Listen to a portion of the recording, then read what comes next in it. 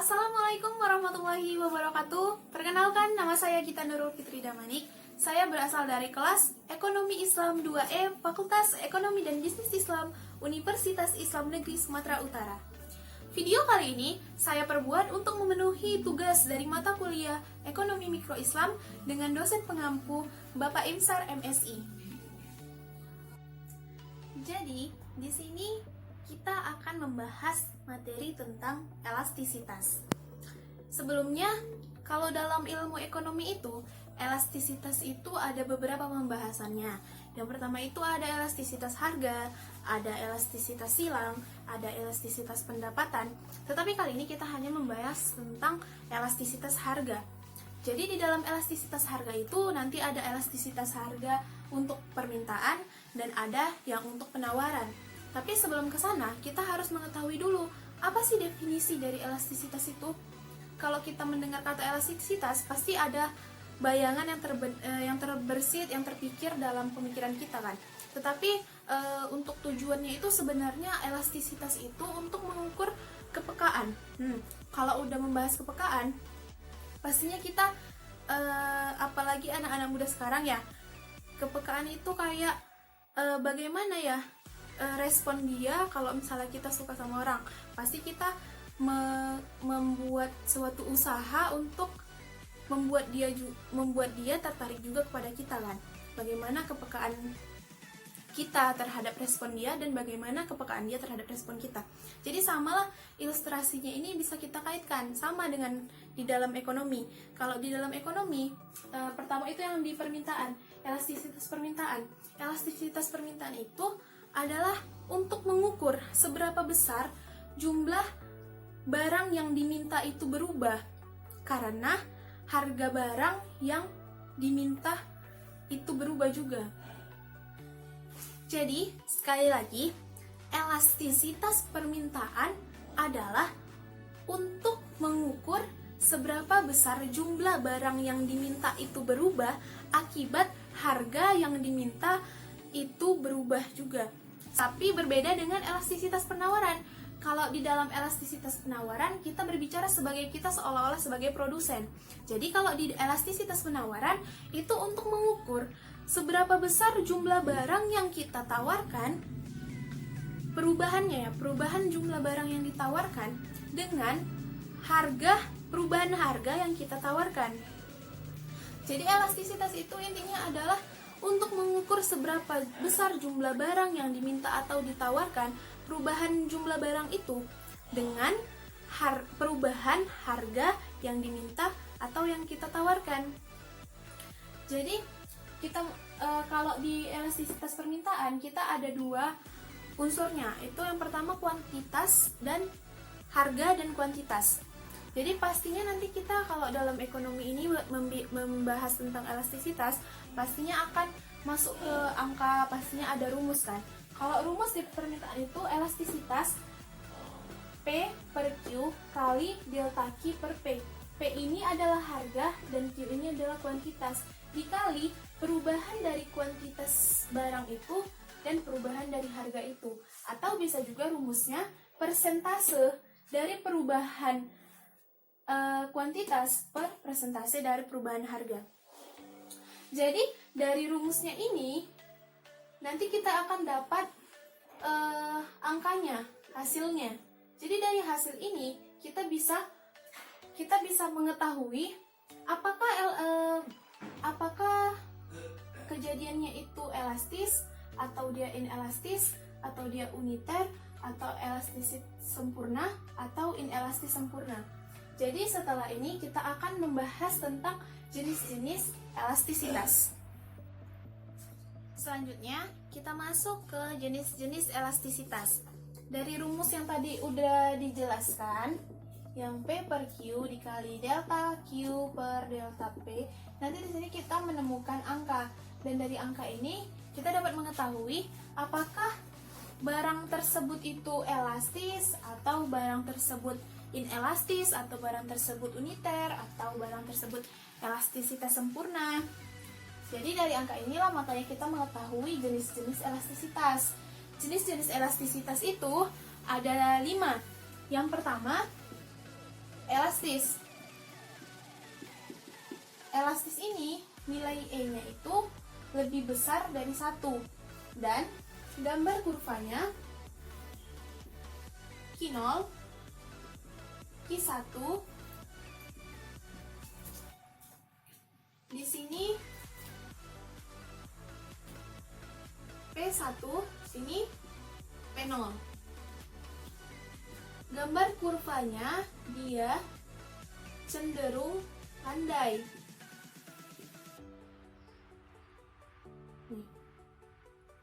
Kenapa dia cenderung landai? Karena di sini persentase delta Q-nya lebih besar dari persentase delta P.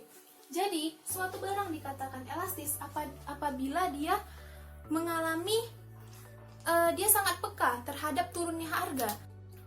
Jadi, permintaan dikatakan dia elastis apabila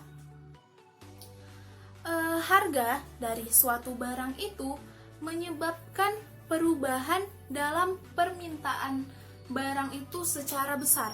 Jadi misalnya, harganya itu turun 10%, dia menyebabkan permintaan itu naik 20%. Jadi contoh permintaan yang elastis ini misalnya di kebutuhan-kebutuhan mewah, misalnya emas. Harga emas naik. Harga emas misalnya turun seturun-turunnya, pasti permintaan itu bakalan drastis meningkat.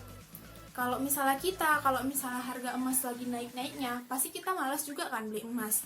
Tapi kalau misalnya harga emas itu lagi turun seturun-turunnya, pasti kita berebut beli emas. Dia ini kalau elastis ini biasanya di kebutuhan-kebutuhan mewah seperti emas, mobil, dan lain-lain. Jadi dia menunjukkan kepekaannya terhadap perubahan harga,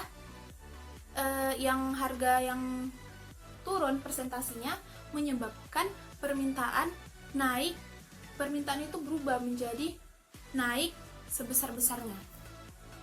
Udah, yang kedua dari jenis-jenis elastisitas adalah inelastis. Kalau di inelastis ini nilai E-nya itu lebih kecil dari 1. Gambar kurvanya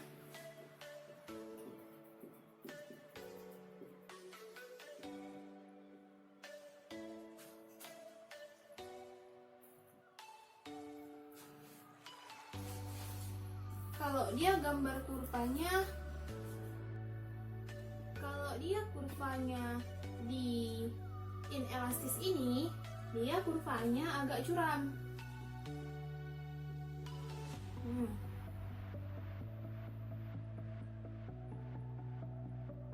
Kenapa dia agak curam? Karena dia presentasi perubahan kuantitas itu lebih kecil dari presentasi harganya. Delta ini perubahan kuantitas dan perubahan harganya.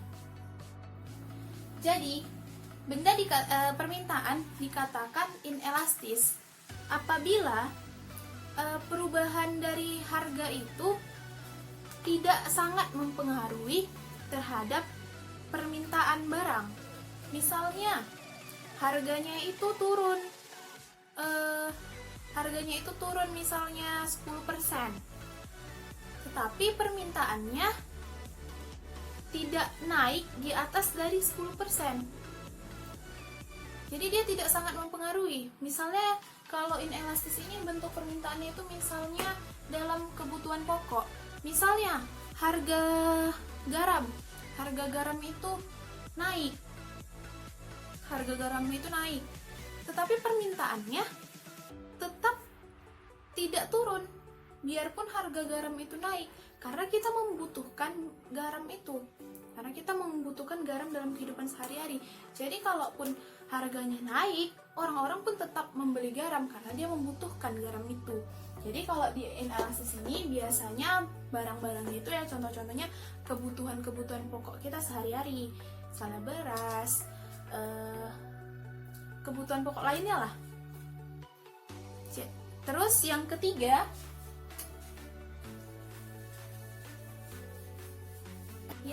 dari jenis-jenis elastisitas adalah elastisitas uniter.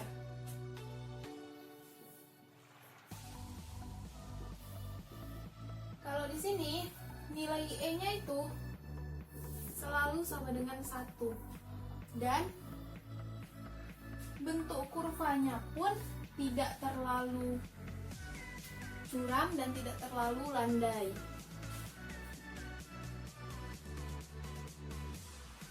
Jadi dia biasa aja.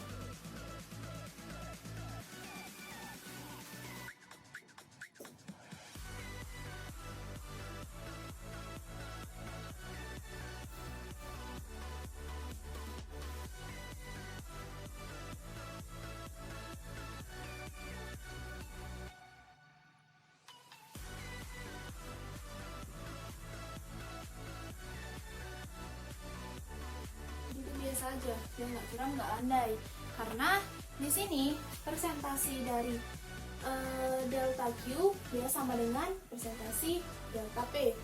Kalau misalnya harganya itu naik 10% misalnya, permintaannya juga harganya naik 10%, permintaannya juga bakalan turun 10%. Jadi dia tidak mempengaruhi,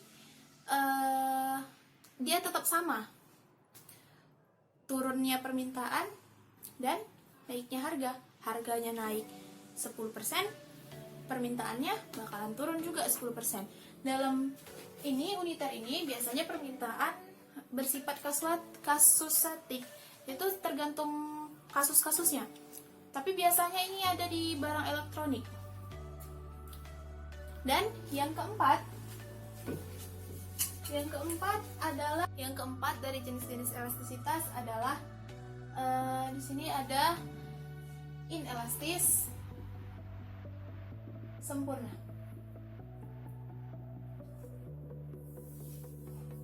Ini dia nilai E-nya itu sama dengan 0. Jadi bentuk kurvanya itu dia vertikal. Jadi inelastis ini biasanya ada di kebutuhan dapur atau obat-obatan, karena di sini mau dia permintaannya naik, harganya tetap aja harganya, tidak mempengaruhi harga. Jadi permintaannya naik pun harganya tetap. Jadi kalau misalnya pun orang garam gitu misalnya, kalau misalnya garam itu mau harganya naik, ya tetap aja sama permintaannya. Kalaupun harganya turun, nggak mungkin juga orang langsung memborong garam. Yang kelima adalah elastis sempurna. Di sini E-nya tidak terhingga. Di sini keadaan suatu pasar, suatu harga dapat membeli semua yang ada di pasar. Tetapi jika harganya naik sedikit saja, akan mempengaruhi terhadap permintaannya. Makanya itu dia kurvanya horizontal.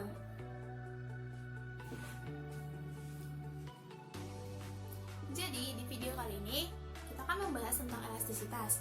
Setelah mempelajari tentang definisi dan jenis-jenis elastisitas, ada 5 subbab lagi yang penting dan harus kita ketahui. Yang kedua itu tentang elastisitas permintaan, dan kita di sini akan mendalami apa sih itu elastisitas permintaan. Yang ketiga, kita akan mempelajari tentang elastisitas dan total penerimaan. Yang keempat, kita akan mempelajari apa sih faktor-faktor yang menentukan tingkat elastisitas. Yang kelima, kita akan mempelajari manfaat dari mengetahui nilai elastisitas itu.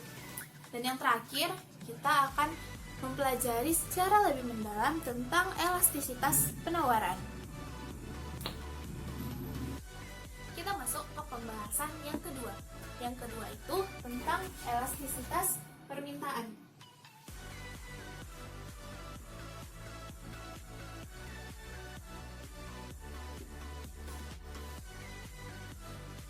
elastisitas permintaan tadi udah kita singgung sedikit di definisi dan jenis-jenis elastisitas. Di situ juga kita udah mempelajari tentang elastisitas permintaan. Cuman di sini kita akan lebih mendalami materinya. Sebelumnya itu kita pelajari tentang permintaannya dulu. Permintaan itu adalah suatu hubungan antara harga dan permintaan barang.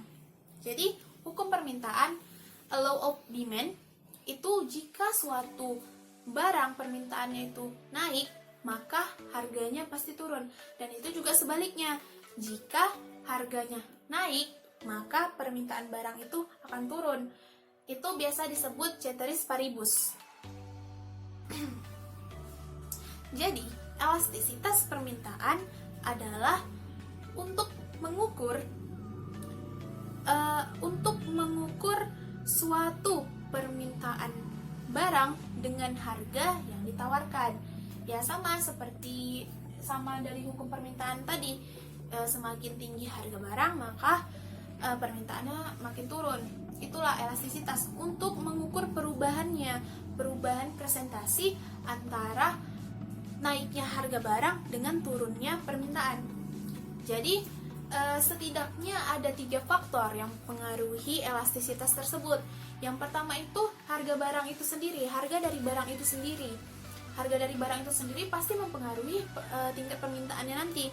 Yang kedua itu adalah harga dari barang lain yang terkait.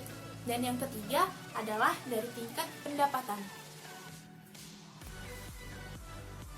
Elastisitas permintaan ini secara umum berguna untuk pemerintah dan penjual atau perusahaan. Dan bagi pemerintah, penaksiran elastisitas permintaan dapat digunakan untuk meramalkan kesuksesan atas kebijakan tertentu yang akan dilaksanakan oleh pemerintah tersebut. Dan elastisitas permintaan ini bisa terbagi menjadi 3. Yang pertama itu elastisitas permintaan harga. Yang kedua, elastisitas permintaan silang. Dan yang ketiga itu adalah elastisitas permintaan pendapatan.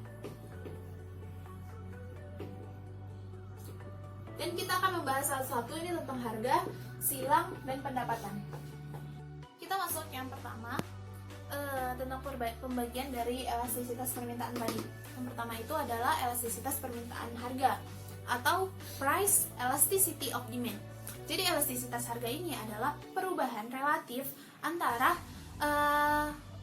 harga dan permintaan barang.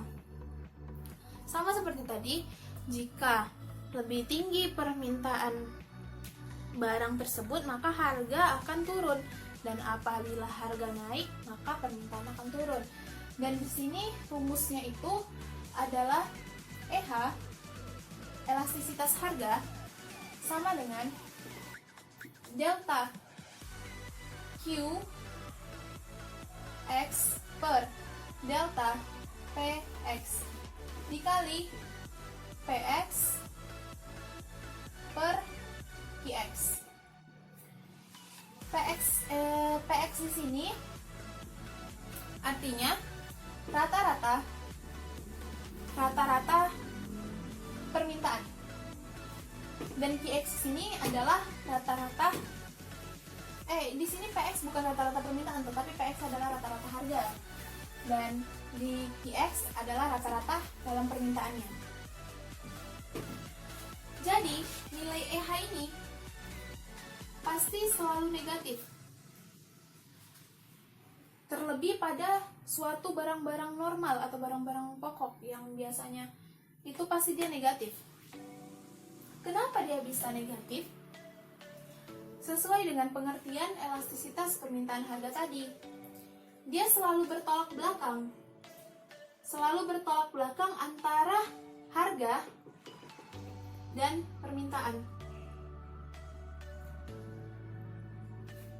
Selalu bertolak belakang. Itulah makanya jika harga naik, permintaan akan turun, dan jika harga turun, permintaan akan naik. Elastisitas itu menghitung perubahan dari perbedaan harga naik dan permintaan turun tersebut. Itulah yang dihitung di elastisitas ini. Jadi di sini kita ada contoh untuk mencari koefisien dari elastisitas tadi itu. Jadi misalnya contohnya di sini. Jika harga barang sebesar Rp125, diketahui harga barangnya Rp125. Baru siapa itu jumlah barang yang diminta sebanyak 80 kg. Terus pada saat harga turun menjadi 100, berarti di sini P2 dengan 100. Baru maka jumlah barang yang diminta naik menjadi 100 kg. Nanti di sini 100 kg juga. Dan di sini ditanya itu berapakah koefisien elastisitas permintaan harganya? Berarti EH. Kita bisa jawab di sini. EH sama dengan delta Qx per delta Px dikali Px per Qx. Berarti sama dengan delta. Ini berarti Q2 dikurang Q1, berarti 20. Karena ini kan perubahan itu kita hitungnya dari Q2 dikurang Q1. Delta Px, Px-nya ini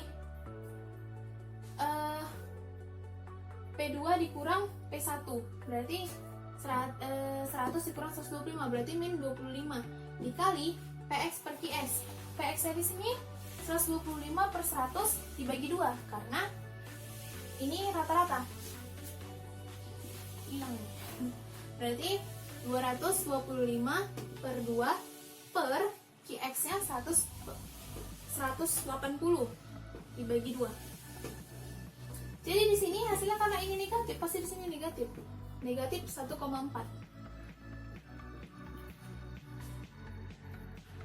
Jadi koefisien elastisitasnya itu adalah negatif 1,4. Negatif di sini melambangkan tolak belakang antara harga dengan permintaan. Jadi di sini harga tanda negatif ini bisa kita buat menjadi, kalau di dalam elastisitas harga ini dia bisa menjadi harga mutlak. Tetapi kalau nanti kita disilang dan pendapatan, ini nggak bisa dibuat harga mutlak. Makanya di sini bisa dibuat EH sama dengan negatif 1,4. Jadi ini dia hilang tanda negatifnya. Jadi EH-nya sama dengan 1,4. Itu di silang dan pendapatan dia tidak bisa dibuat nilai mutlak. Yang kedua dari elastisitas permintaan yaitu elastisitas silang. Elastisitas silang ini atau elastisitas barang lain ini adalah perbandingan antara barang yang diminta dengan harga barang lain. Kalau rumusnya masih sama seperti yang tadi, delta Qx per delta Px kali Px per Qx ini. Tetapi nanti ini hasilnya bisa positif, bisa negatif, tergantung barangnya. Kalau misalnya barangnya kebutuhan pokok, dia itu pasti hasilnya positif. Seperti jagung, beras, itu pasti hasilnya positif. Tapi kalau misalnya dia harganya barang komplementer, barang yang bisa digantikan itu hasilnya bisa dia negatif. Misalnya antara gula dan kopi. Jadi permintaan untuk gula ini pasti bisa menutupin yang kopi, makanya dia harga barangnya negatif. Jadi kita ada contoh untuk elastisitas silang. Jadi di sini dibilang, misalkan jika harga barang Y sebesar Rp40 dan jumlah barang X yang diminta sebanyak 200 kg. Jadi bisa kita buat di sini. Ini contoh untuk yang kedua elastisitas permintaan silang. Bisa kita buat di sini PY1 sama dengan Rp40, Qx1 berarti sama dengan 200. Dan dikatakan di sini, pada saat harga barangnya turun menjadi 30, maka jumlah barang yang diminta naik menjadi 150 kg. Berarti di sini PY2 sama dengan 30 dan Qx2 sama dengan 150. Ditanya di sini adalah elastisitas silangnya. Sama dengan elastisitas permintaan harga tadi kan rumusnya. Berarti bisa kita jawab delta PY per delta, ini bukan PY, QX per delta PY dikali PY per QX. Di sini deltanya 150 dikurang 200 berarti min 50. Delta PY-nya 30 dikurang 40 berarti min 10. PY per PX di sini rata-rata ya. Di sini rata-rata berarti 30 tambah 40 per 2 berarti 70 per 2. QX-nya 150 tambah 200 berarti 350 per 2. Ini hasilnya 1. Karena ini 1, ini positif. Jadi bisa kita bilang ini adalah barang substitusi. Jadi ada catatan di sini, kalau misalnya di dalam elastisitas silang E-nya itu lebih besar dari 0, berarti ini barang substitusi. Kalau E-nya sama dengan 0, bisa dibilang ini barang netral.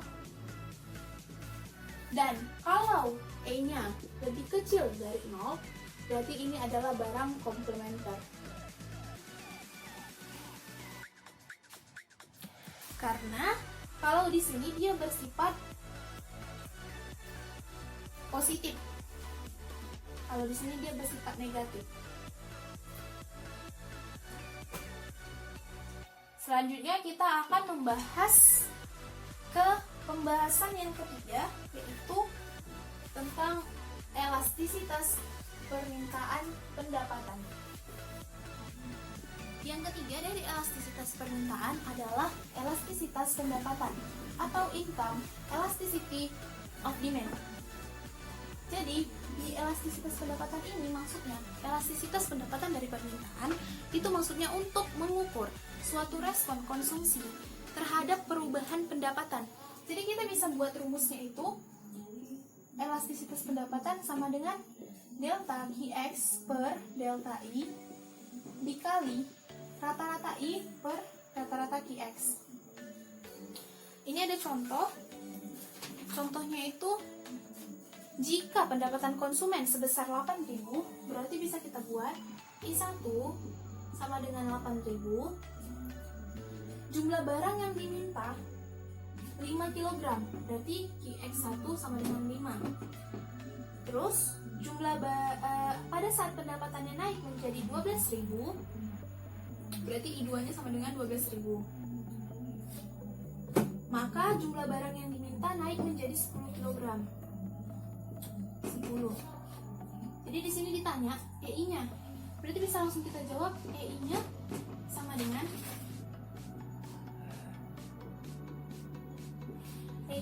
ini, delta QX 10 kurang 5, 5, delta I 5 dikali I-nya rata-rata I 20.000 per 2 per QX 10 tambah 5 15 per 2. Ini hasilnya 1,7. 1,7 inilah yang disebut elastisitas pendapatannya. Jadi, elastisitas pendapatan itu dapat dikatakan tidak elastis apabila barang yang diminta itu hanya memberikan perubahan yang sedikit terhadap perubahan pendapatannya. Tetapi sebaliknya, apabila barang yang diminta itu membuat perubahan yang besar terhadap pendapatannya, maka itu bisa disebut elastis. Jadi kalau misalnya barang-barang kebutuhan pokok seperti beras, jagung, itu dikatakan kurang elastis, tapi barang-barang mewah itu dapat dikatakan elastis dalam elastisitas pendapatan. Konsep permintaan dalam ekonomi Islam itu berbeda dengan ekonomi konvensional. Kalau di dalam Islam itu ada batasannya. Kita itu tidak boleh mengonsumsi barang-barang yang haram. Kita harus mengonsumsi barang yang halal dan thayyib. Sedangkan kalau di dalam ekonomi konvensional itu seluruhnya itu boleh, seluruh komoditas itu boleh dikonsumsi. Tetapi dalam Islam tidak boleh. Di Islam sangat tidak diperbolehkan untuk seperti mengkonsumsi yang haram kecuali dalam keadaan darurat. Jadi kalau misalnya kita dalam keadaan darurat kita mengonsumsi yang haram itu boleh. Kalau misalnya kita tidak memakannya, maka kita akan tetap sakit, maka kita boleh mengonsumsi yang haram itu. Di dalam Islam tidak dianjurkan untuk mengonsumsi barang seenak hatinya kita. Kita harus memperhatikan apakah itu halal dan thayyib atau tidak. Dan di dalam ekonomi Islam juga, Islam menganjurkan untuk tidak terlalu mewah, tidak terlalu mubazir dalam mengkonsumsi. Jadi kita harus, apalagi Islam mengajarkan, di dalam ajaran agama Islam itu mengajarkan untuk apabila kita udah memiliki harta yang berlebih, kita harus menzakatkannya, memberikannya kepada anak yatim dan lain-lain. Jadi dalam perspektif Islam, permintaan itu, mengkonsumsi barang itu ada batasannya, tidak seperti dalam ekonomi konvensional. Lanjut, kita masuk ke pembahasan yang ketiga, yaitu tentang elastisitas dan total penerimaan. Di dalam elastisitas ini, kita harus mengimplikasikan ada dua hal yang penting, yaitu total penerimaan dan kebijakan harga. Implikasi ini sangat berguna untuk produsen yang ingin mengetahui apakah dia harus menaikkan harga atau dia harus menurunkan harga. Dan dia itu harus mengetahui dulu bagaimana koefisien elastisitasnya, apakah dia elastis, apakah dia inelastis. Jadi kita harus mengetahui total penerimaannya nih, omsetnya nih, harus dipastikan total penerimaan itu harus naik, karena seorang produsen pasti ingin omset dia itu selalu bertambah dan terus bertambah. Jadi total penerimaan ini dapat kita artikan juga dengan omset kan, penerimaan atau TR. TR ini bisa kita cari dengan rumus P dikali Q, harga dikali dengan permintaan. Jadi contohnya, misalnya contohnya itu P1-nya 30, P2-nya 50, P1 sama dengan 5, dan P2 sama dengan 60. Kalau di sini kita tahu pasti TR 1-nya sama dengan 2250, dan di sini TR 2-nya sama dengan 4500. Jadi dalam total penerimaan ini, apabila TR1 dan TR2 ini naiknya searah, maka dia itu bisa dikatakan inelastis. Dan apabila dia berlawanan arah, maka disebut dia elastis. Tetapi kalau misalnya dia delta P-nya ini naik atau turun, tetapi delta TR-nya ini dia tetap, maka bisa dikatakan dia itu unitary. Jadi dalam kasus ini, dia ini naik searah perubahannya itu, maka bisa kita katakan dalam kasus ini dia inelastis. Maka sebuah produsen untuk menciptakan omset itu makin tinggi, maka dia harus selalu menaikkan harganya, tidak boleh menurunkan harganya. Selanjutnya kita akan membahas tentang apa sih manfaat dari mengetahui nilai elastisitas. Manfaat dari mengetahui nilai elastisitas ini biasanya dalam kebijakan impor. Bila seandainya barang impor itu bersifat elastis, maka pemerintah pun akan menjaga supaya barang itu tetap tersedia dalam jumlah yang banyak, dan pemerintah juga bakalan menjaga kurs valuta asing itu tetap relatif stabil. Dan yang kedua, dalam perpajakan, bila suatu produk itu meningkat, maka pemerintah pun tidak akan meningkatkan pajak, tetapi sebaliknya, apabila produk itu bersifat inelastis, maka pemerintah pun akan melakukan penaikan untuk memungut pajak tersebut. Dan yang ketiga, manfaat kita mengetahui nilai elastisitas itu adalah dalam kebijakan atau strategi penetapan harga. Seorang produsen pasti mau dia itu mempunyai keuntungan yang berlipat ganda dengan cara yang seoptimal mungkin dilakukan. Jadi di sini kita perlu penetapan harga. Kalau misalnya barang itu bersifat elastis, maka untuk menaikkan harga itu mungkin kebijakan yang tidak tepat. Tetapi kalau misalnya barangnya itu bersifat inelastis, maka kebijakan untuk menaikkan harga itu mungkin adalah cara yang tepat. Selanjutnya kita masuk ke faktor-faktor yang menentukan tingkat elastisitas suatu barang. Yang pertama itu adalah banyaknya barang pengganti. Semakin banyak barang pengganti, maka sifat permintaannya itu semakin elastis.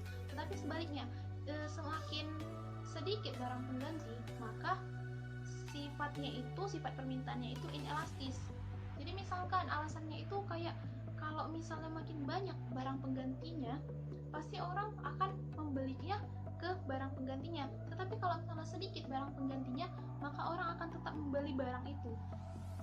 Itulah yang disebut itulah salah satu faktornya, banyaknya barang pengganti yang tersedia. Yang kedua itu jumlah pemakai. Semakin tinggi jumlah pemakai, maka itu semakin inelastis. Makanya dikatakan beras di Indonesia itu inelastis karena seluruh warga negara Indonesia memakan nasi.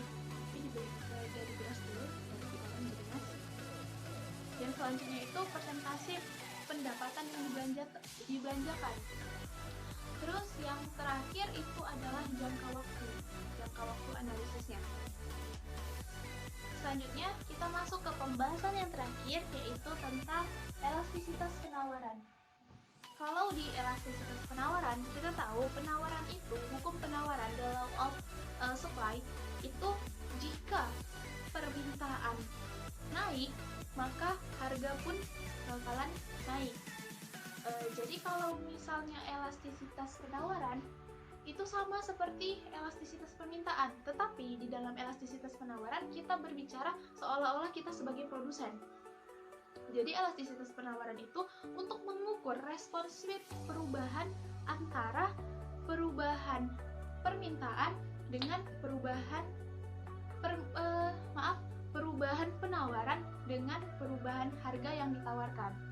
Jadi rumusnya itu sama elastisitas permintaan, elastisitas penawaran sama dengan persentase penawaran yang ditawarkan, barang yang ditawarkan per persentase dari harga yang ditawarkan.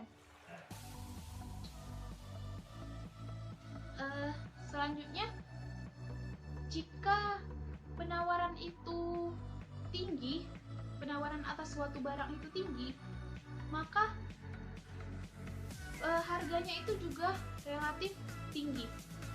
Selanjutnya, ada 5 koefisien elastisitas penawaran atau jenis-jenis elastisitas penawaran. Yang pertama itu penawaran tidak elastis. Kalau penawaran tidak elastis, elastisitasnya itu bernilai lebih kecil dari 1. Jadi perubahan penawarannya itu kecil dan perubahan harga dari perubahan harganya. Kalau misalnya perubahan harganya itu tidak mengakibatkan perubahan yang besar terhadap penawarannya. Yang kedua itu uniter elastis. Uniter elastis itu elastisitasnya sama dengan 1. Yang ketiga adalah penawaran elastis. Elastisitasnya ini lebih dari 1. Penawaran elastis ini dia bersifat elastis karena perubahan penawarannya lebih besar daripada harga yang ditawarkan. Yang keempat adalah penawaran elastis sempurna. Kalau elastis sempurna ini elastisnya tidak terhingga. Jadi suatu perusahaan itu dapat menyuplai berapapun kebutuhan di dalam tingkat perusahaan itu, tingkat harga tertentu itu. Yang terakhir itu adalah penawaran tidak elastis sempurna. Jadi di sini elastisitasnya itu bernilai sama dengan 0. Selanjutnya kita membahas tentang faktor-faktor yang menentukan elastisitas penawaran. Faktor-faktornya itu ada 4. Yang pertama itu kemampuan produsen atau konsumen merubah atau merancang jumlah produksinya. Yang kedua itu jangka waktu analisis. Kalau jangka waktunya singkat, maka elastisitasnya tidak sempurna. Tetapi jika waktunya pendek, dia itu tidak elastis. Tetapi kalau misalnya jika jangka waktunya panjang, penawarannya itu pasti bersifat lebih elastis. Yang ketiga itu stok persediaan. Jika stok persediaan makin besar maka penawarannya itu pasti bersifat elastis. Yang terakhir adalah kebutuhan substitusi atau produksi atau input. Semakin tinggi mobilitas suatu alat dan tenaga kerja, maka penawarannya pun akan semakin bersifat elastis. Demikianlah video pembahasan tentang elastisitas ini saya perbuat. Semoga dapat bermanfaat bagi kita semua, dan apabila ada kesalahan kata dan kesalahpahaman, saya mohon maaf. Saya akhiri, wabillahi taufiq wal hidayah. Wassalamualaikum warahmatullahi wabarakatuh.